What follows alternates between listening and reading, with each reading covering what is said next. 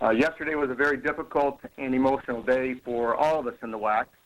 Watch what was expected to be a very beneficial relationship with BYU disintegrate due to selfish actions of two WAC schools, Fresno State and Nevada. In a 12-hour period, the WAC went from having a secure and prosperous future to once again not knowing what the future will hold.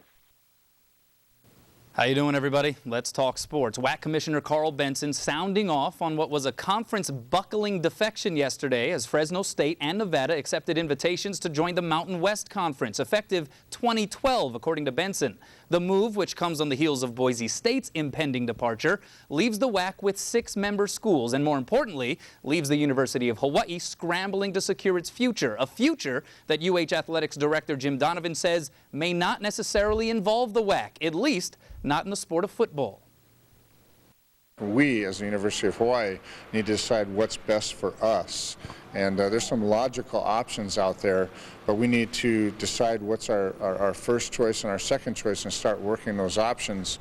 And if that's being a part of the WAC, then that's what we'll do. If it's being independent in football and being in the WAC with our other sports or moving to another conference, then that's what we need to do. So that's the kind of thing that we'll be looking at over the next few days, weeks, short period of time, figuring out what's in our best interest and what are we going to do about this. Realistically, could Hawaii survive as an independent? I think it's a lot different. I mean, when I got here, we had just moved away from being independent. The whole athletic department was in the Quonset huts next to Les Murakami Stadium. And Clem Gym, that was it. There was nothing else down here. I mean, we've got tremendously improved facilities, $25 million worth of construction is going on right now. We have a lot of positives. I mean, we're not the same thing we were 33 years ago when we moved away from being independent. There's other independent schools out there. You've got Army, Navy, Notre Dame. There may be some more independents because of the shakeup that's going on. And there are programs that want to play us. One of the 2 schools that left yesterday already has contacted us about potentially playing us in football in the future. So, there's schools that want to play us. It's a lot different now. For football, I believe it would be challenging, but not impossible at all. Now, the plot to this conference soap opera thickened a bit today as other details and circumstances surfaced. For instance, it came out today that Utah State was actually the first school offered an invitation by the Mountain West yesterday. They declined. According to Karl Benson, an agreement of solidarity was reached earlier this month among the 8 WAC schools, establishing a $5 million penalty for departure from the conference. Utah State was apparently abiding by that agreement, whereas Benson confirmed that Fresno State and Nevada will be expected to pay the fee. And there's still the issue of BYU, which is reportedly still considering leaving the Mountain West, going independent in football, and placing the rest of its athletic program in another conference, perhaps still even the WAC. Jim Donovan says there have at least been recent talks between Hawaii and BYU about a potential 10-year football scheduling agreement. And in other UH news, the UH baseball team filled a vacancy on its coaching staff today. Head coach Mike Trapasso announced the hiring of Rusty McNamara, who comes to Manoa after serving as hitting coach, first base coach, and outfielder coach the last 3 years at UC Riverside. The Riverside native played 6 years of professional ball in the Philadelphia Phillies organization. There's your early look at sports. So after this coming UH football season 2010, we don't know how it's going to shake out. We don't. And that's the thing is if the WAC is going to go after, say, a team that's in the FCS or formerly 1AA division, they're going to have to start that paperwork now because there's going to be a transition period where that school is going to have to, usually about a 2-year period, going to have to go through the formal transition into Division 1A or now FBS. And so it's something that the WAC is going to have to move on now as far as adding teams, and the University of Hawaii is going to have to strongly consider what its best option is. And interesting to see Jim Donovan talk so positively about the idea of perhaps going independent in football, which would be difficult, but if BYU does go independent, you would have perhaps that annual matchup as well as maybe playing all of the military academies. So there are some opportunities and options out there, but yeah, a lot is going to change here in the oncoming weeks and months. All right. Thanks, Cano. You got it.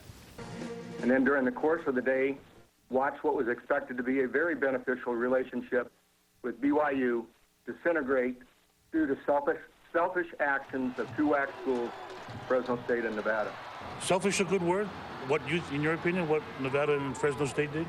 you know, the old united we stand, divided we fall, they couldn't touch the WAC, and the WAC would be definitely, of the two, would be more powerful. Obviously, Nevada and Fresno didn't go along with that plan. I hope you're all having a pleasant evening. Nevada and Fresno State accepting invites yesterday to leave the WAC and absorb $5 million exit fees payable in 60 days to join the Mountain West Conference. Western Athletic Conference Commissioner Karl Benson today called their decision difficult and emotional.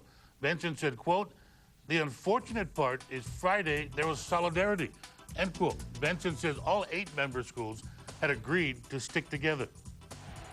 As of last Friday, he said he thought, in his belief, there was unity amongst the WAC schools. Did you feel there was unity across the board, all 8? I believe 7 of the 8 were on the call. All the ADs were on the call. Everybody voiced the fact that there was solidarity. After Karl Benson's teleconference this morning, the WAC's remaining 6 schools talked. So what's next?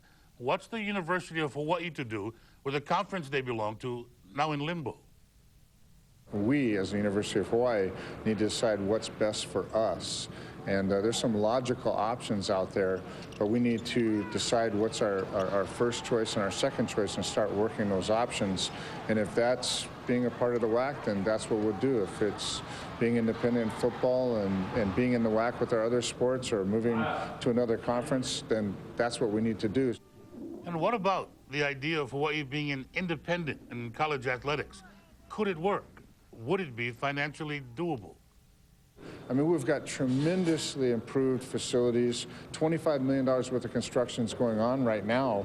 We have a lot of positives. I mean, we're not the same thing we were 33 years ago when we moved away from being independent. It's a lot different now. For football, I believe it would be challenging, but not impossible at all. The other sports, that can be more problematic. The WAC has had contact with schools wanting into the conference. Options right now include Sacramento State, UC Davis, Montana, and Texas San Antonio, among others. That process, though, will take a while. Back a day after witnessing his conference lose 2 more schools, Commissioner Karl Benson addressed the media about the future of the Western Athletic Conference. Benson described Fresno State and the University of Nevada as selfish for their decision to leave the WAC and join the Mountain West Conference in what is perceived as a money grab by both schools, who will both benefit from a lucrative TV deal the MWC currently owns. Benson also said that unlike Boise State, both schools will have to stay through the 2011 season because they did not declare their intentions before the July 1st deadline. Benson added that both schools will have to pay the $5 million buyout fee the conference put in place to deter members from leaving within a 5-year window.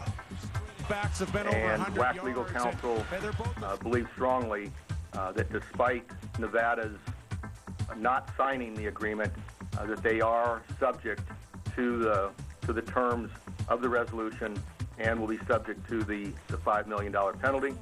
As far as BYU and the future, we hope that there still is an opportunity to structure an arrangement that would allow BYU to be part of the WAC in some shape or form, and we are certainly open to any of that discussion. Out in Manoa, Coach Mack says he's not allowing his players to concern themselves with a shift in the conference. Instead, he's focusing on USC, which is just 2 weeks away. We've got 1 to 2 years to make up our mind. Our people that make that decision, I'm sure they'll make it sooner than that. I know we have some smart people that are making these decisions, and I trust them. And this football team's focused on this season. And again, you listen to all of the talk and questions, and it's a distraction. As for the Bulldog side of things, Fresno coach Pat Hill said regardless of the details, they're excited to make the move. Yeah, I think this conference is a very, very viable conference. You know, you look at the West and how they've done in the past, and you add Boise State to the conference and Fresno State and Nevada. Now, you know, of the top 5 teams in the Western United States, now 3 of them are from the Mountain West. So I mean, it's going to be exciting. You know, once Coach Hill told the team, everybody was excited. We jumped out of our seats when he told us. You know, I can't wait. It's going to be an exciting time. As for the latest on BYU's possible move to the WAC, the Cougars say they may hold a press conference this week to announce their intentions. Oh, And that's your look at sports. It's like musical chairs getting confusing. Just a little crazy.